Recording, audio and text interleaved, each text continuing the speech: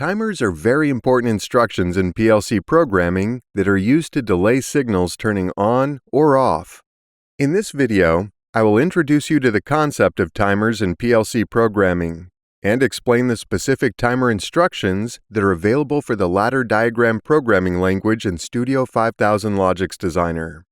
As I mentioned in the introduction, timers are used in PLC programming to delay a signal turning on or off. Before we look specifically at how the different timer instructions in Studio 5000 Logix Designer work, let's look quickly at how timers work in general. In a delay-on timer, which is one of the most commonly used types of timers in PLC programming, the timer starts accumulating time when the timer is enabled. While the timer is enabled, the accumulated time of the timer is updated every scan. When the accumulated time equals the preset time, which is defined by the PLC programmer, the timer is done, and the timer's output turns on. When the timer's input turns off, the timer's output turns off, and the accumulated time is reset.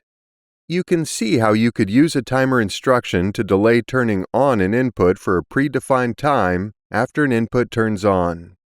Now that you know how timers work in PLC programming in general, let's look at the specific timer instructions that are available for the ladder diagram programming language in Studio 5000 Logix Designer.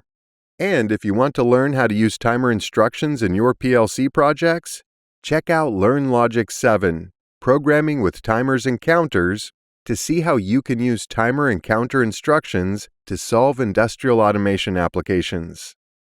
The Timer On Delay, or TON instruction, is used to delay turning on a signal. When the rung-in condition for the timer is true, the timer is enabled and begins accumulating time. The accumulated time is stored in the ACC member of the timer's backing tag. When the accumulated time equals the preset time, the timer is done, and the output, also known as the done bit, turns on. The preset time is defined by the PLC programmer and is stored in the PRE member of the timer's backing tag. When the rung-in condition for the instruction is false, the timer is not enabled. When the timer is not enabled, the accumulated value is reset to 0 and the done bit is false. Before we continue, a quick shout out to today's sponsor, RealPAR's Custom Live Training. We offer live instructor-led online classes that can be customized for your team based on the equipment you have on site. This is a great option for your technical team because it saves on travel costs and doesn't pull your people away from the factory floor for days. If you need custom live training on a topic like PLC programming, troubleshooting, or sensor configuration, click the link in the description. Fill out the form to see if this is a good fit for you. Now, back to the video. The Timer Off Delay, or TOF instruction, is used to delay a signal turning off. It is the exact opposite of a TON instruction. A TOF instruction is enabled when its rung-in condition becomes false. When enabled, it accumulates time and stores the accumulated time in the ACC member of its backing tag. When the accumulated time equals the preset time, the done bit becomes false. Just like a TON instruction, the accumulated time of the TOF instruction is reset when the timer is not enabled. The TON and the TOF timer instructions are non-retentive instructions. We say that they are non-retentive because they do not retain their accumulated value when the timer is not enabled. In contrast, the Retentive Timer On, or RTO instruction, is a retentive timer. The RTO instruction is enabled when the rung-in condition for the timer becomes true.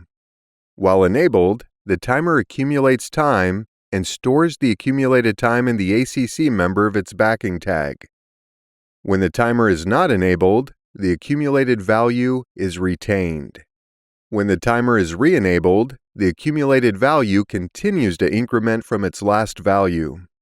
When the accumulated value equals the preset value, the done bit for the timer is turned on, and the accumulated value stops increasing. To reset the accumulated value of an RTO instruction, you need to use a reset or RES instruction.